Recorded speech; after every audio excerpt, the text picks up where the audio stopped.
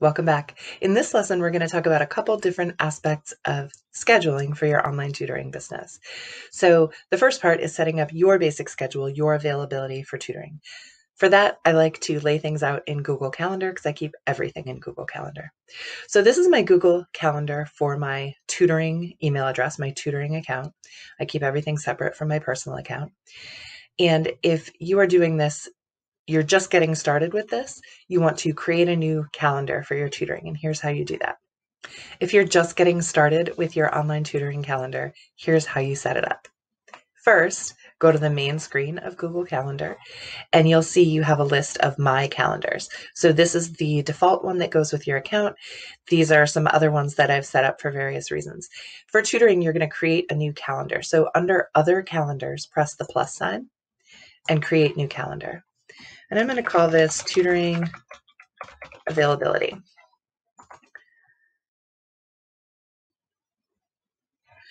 So this is the calendar that is going to hold all my whole tutoring schedule and when I'm available to tutor. So let's say I want to work afternoons and evenings, so I'm going to just highlight, I want to stop at 8 p.m. So I'm going to say I have tutoring availability Mondays from noon to 8, and I'm going to say repeats we'll say every weekday for now. And so that's going to show up on the calendar every day. I'm also going to change it to free. I'm free at that time because I want to be able to book students. And I'm going to make that color dark green. So now that's my basic tutoring availability. So when I'm looking at that calendar and someone books an appointment, I say, oh, yep, I'm available at noon on Tuesday, and then I can put in their specific appointment. So if I'm going to see Jane on Mondays at noon, I can make that repeating weekly. And you can, and now that'll go back to the busy for availability. And so that means when I try to book something else, it'll say I'm busy at that time. So you can do this all in Google Calendar. What's missing in Google Calendar is it doesn't send out notifications and reminders to parents. Some tutors do this and they invite so using this envelope icon, they invite guests. So they email this appointment to the parent and the student. It shows up on their calendar. They're free to set whatever reminders they need. But instead of housing all my appointment stuff in Google Calendar, I use a service called 10 to 8 to book my appointments, and it sends reminders automatically. I'll show you how that works. So 10 to 8 is appointment scheduling software, and I picked it initially and I've stuck with it because it has a really robust free version that lets you book up to 100 appointments a month. So that's 20 students a week, roughly. More, 20 to 25 students a week that you can book in your calendar, send reminders to for free. So I'm going to log into my account.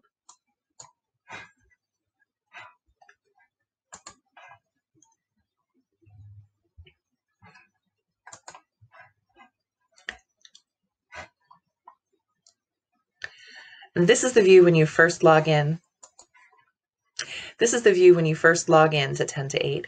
And there are lots of neat tricks you can do and connections you can make to other tools you're using. That's kind of advanced stuff. Zapier is great. You can integrate your 10 to 8 calendar with Zoom or with Google Docs in certain ways. Don't worry about that stuff yet, but down the road, there are a lot of nice connections you can make. When you're first setting up your business, you're going to go to Setup and Business Details. So business details, you can enter your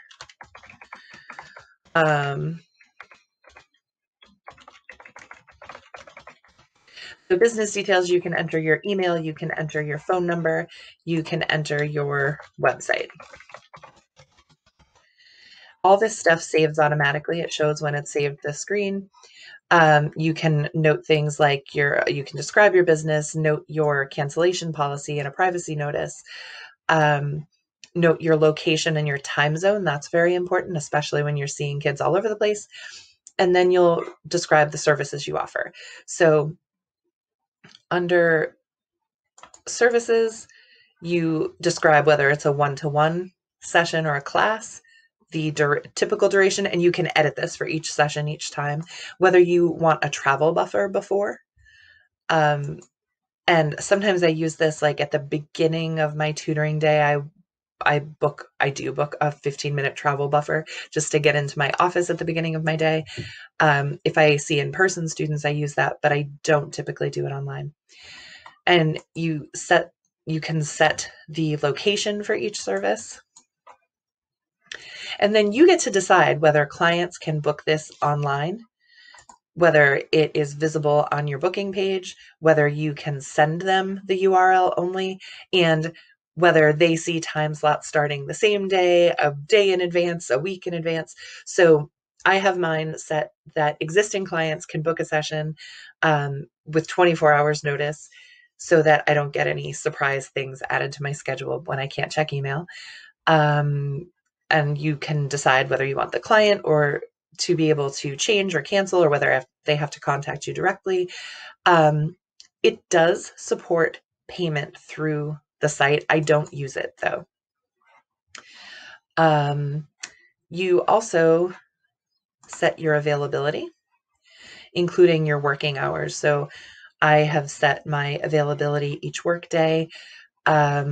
You can also set holidays that you're not going to be tutoring, and anytime that you're going to extend normal working hours, like if you do extra sessions in exam weeks or something. Then you decide you can set your 10 to 8 calendar to sync to your Google Calendar, and you can see that here on my Google Calendar options. I can turn this on and I'll see my full schedule right in my Google Calendar, so I can compare it to my other commitments. You can also have 10 to 8 pull your availability from your personal Google Calendar, and it will warn you if you are busy at a time that you try to take an appointment. So those are the basics. If you just set up the services you want to offer and your availability per day, then you'll be able to use the calendar. So at the moment, I don't have this set up because I'm moving to a new calendar system, but here's what it looks like. So if you click on an appointment time, you choose from the drop down the service that you want to offer. So let's say I'm going to do an initial consult with a parent. I can select a parent's name if they're already in there, or I can type their name in and add them on the spot.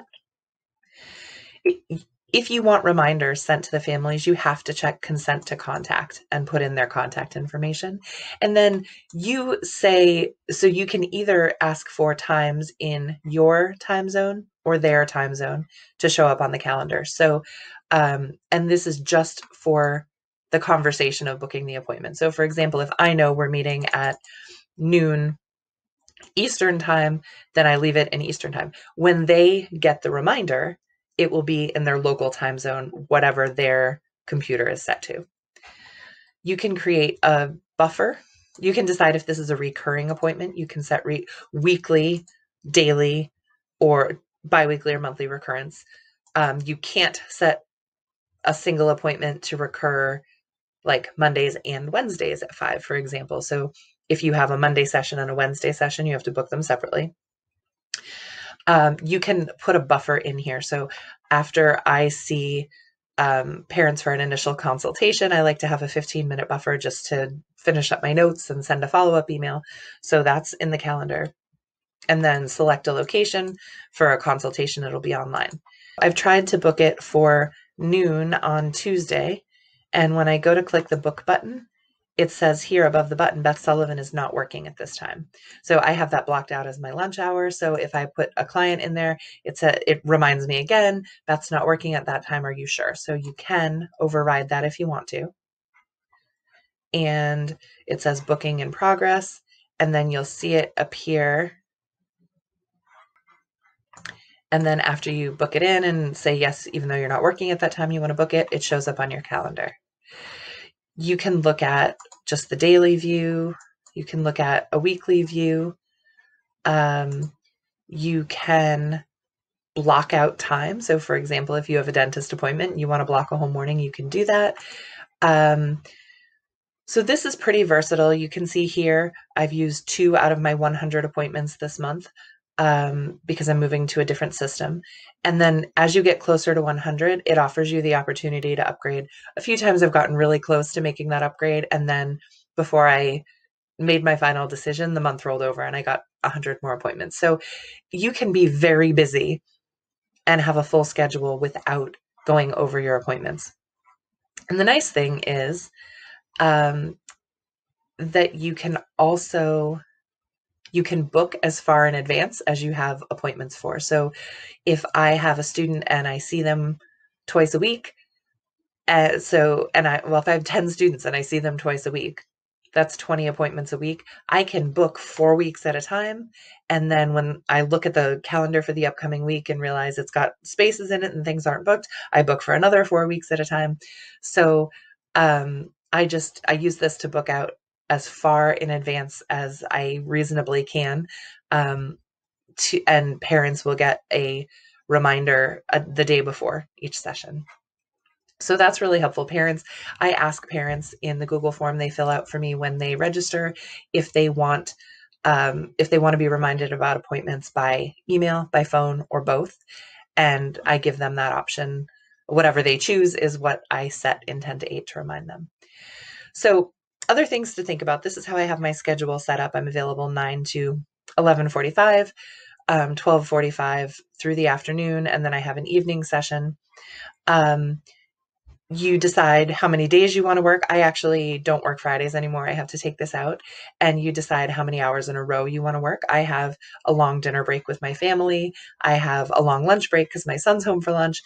And I don't work on Fridays because Fridays tend to be funky. They're the first to go when people start going away for long weekends or the holidays come, or there are a lot of family and social events for my students. And so I found that when I worked Fridays, I got a lot of cancellations on those days, but it was rare that everybody canceled on the same Friday. So I would end up clearing my Friday, staying home myself, saying no to plans, and only seeing one student.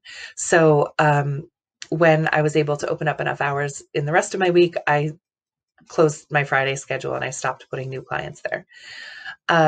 Weekends, you choose whether you want to work weekends or not. In some communities and some student populations, I think they're very popular because older students, high school students especially, are so busy during the school week that Saturday mornings are kind of what they have. And when I taught test prep, I taught a lot of Saturday morning and some Saturday afternoon and even Saturday evening classes because my student population was mostly high achieving athletes with a lot of homework. And so that was what they had available. I don't tutor Saturdays anymore. It's not a good fit for my family. And the students that I currently see have other opportunities during the week, so it's not necessary. Another thing to think about when you set your sessions is how long your sessions are going to be. For online tutoring, this is actually old, I now offer 55-minute sessions. And the reason for that is it gives me just enough time to log out of one session, maybe pop into the bathroom, refill my water, and get into the next one. So I do maybe 3, once in a while, 4 55-minute sessions in a row before I take a longer break for lunch or dinner or to end my day. You decide how long your sessions are going to typically be. There tend to be some exceptions as you go. If you're going to say 60 minutes, you may want to schedule your sessions on every 1.25 hours to have room in between. If the other option is if you want to schedule on the hour to make them 50 or 55-minute sessions, or make a note that the last 10 minutes of the session are for transition and parent communication. Just set the expectation that you won't be teaching from 9 o'clock to 10 o'clock. You have to finish up a little before that because otherwise you'll be late for each of your students. So think about that up front when you set up your schedule. decide how many sessions in a row you want to do. At first, they can be pretty exhausting, and at first you're learning how to organize all your materials, and you may want more time between your sessions, or you may want to only do 2 or 3 in a row before you take a break and maybe come back, 2 or 3 in the morning, 2 or 3 in the afternoon. If you're going to be traveling to some students, so you'll have some in-person days and some online days, or some in-person and some online sessions, I recommend setting in-person days and online days, because if you are bouncing back and forth between an online student and then going out to see a student, or an online student and then setting everything up for a physical student, it tends to break up your day a lot, and you lose some of the efficiency that you get from being an online tutor if you're always bouncing back and forth. So be mindful about how you set that up in advance. At first, it may not matter as you're just booking in your first few students. It may not matter how you set up your schedule and what kind of buffer time you set between students, but be careful of the way you do it and try to build your schedule from the beginning as if it is about to be full. So when you set up your schedule, act as if it is about to be filled up totally. And by that, I mean, make sure that you designate times for online tutoring and times for in-person tutoring, and make sure you set up those breaks and buffers for yourself so you don't find yourself overbooked in any period of time. And also be careful about agreeing to funky schedule requests, or like accommodating things that don't really fit your schedule. So if parents are saying like, well, she doesn't get off the bus till 4, could we make the session 4:15? If you say yes to that and plan a 1-hour session, it ends at 5:15. So then if you get someone who's interested in that 5:15 slot, or that 5 o'clock slot, it's now available at 5:15, and that pushes you back. So you can either have a day where your sessions start at 1/4 after, or you can say to the family, well, my sessions start on the hour, but I can offer a prorated 45-minute session that starts at 4:15, if that's something you're willing to do. Also, be careful about parents who want a shorter session, a 30 or a 45-minute session, and watch out for putting that in a 1-hour slot, because yes, some students do best with a 30-minute session, but if you offer that, then you are unlikely to find another student who wants those other 30 minutes. And so the other 30 minutes in that hour can be welcome prep time for you, or that can be a loss of paid tutoring time. So be careful about what you offer to parents. You want to be flexible and accommodating, especially at first, but try to build the schedule in a way that will be sustainable for you. One last thing I want to show you about how I use 10 to 8 is what the client-facing calendar looks like. Now, for the most part, I look at my own calendar. I let a parent know on the phone or via email what I have available, and they tell me, and I book the time, and I set it as recurring, and I send out the reminder to them. Sometimes, especially for new client consults, I send them a link to this booking page. So these are the only 2 services that people can book on their own from my page.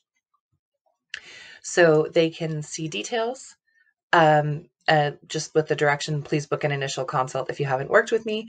I set the duration for 30 minutes, and then they can see the available times. Now, I require a couple days notice for these, so they won't see any slots for tomorrow.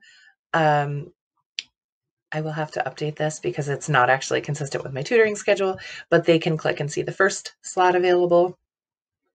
They can look through the coming weeks and see what time slots are available. And you'll notice I have a 15-minute buffer after those sessions. So if I have one available until 7:15, the next one won't start until 7:30. So when someone books an appointment on this screen, I get an email saying that they've requested the appointment. I can either confirm it or reject it. And if I have to reject it, I email or call and explain, that I'm not available, and offer them some other time slots. So you could use this for booking tutoring slots. In fact, at the beginning of the summer, I sent out the link to my availability and asked parents to book their preferred summer slot. And I sent those out a couple at a time, to my 4-day-a-week students first, and then to my 3-day-a-week students, to try to sort of fill the biggest pieces in first. But you can let parents pick their own slot. You can also say, take a look at my calendar and email me what, if anything, looks good. So this is a nice feature. You don't have to let parents book their own slot, but it is something that's available on 10 to 8. You can also show your public availability in your Google Calendar that way. What I often end up doing is just sending an email that says, I'm available on Monday at 3 or 6. I'm available on Tuesday at 4 or 7, which is a time-consuming process. Luckily, it doesn't happen often. So this is a nice alternative. So that's it. That's my current scheduling process. And I hope you're thinking about how you can set up a schedule that works for you and your business.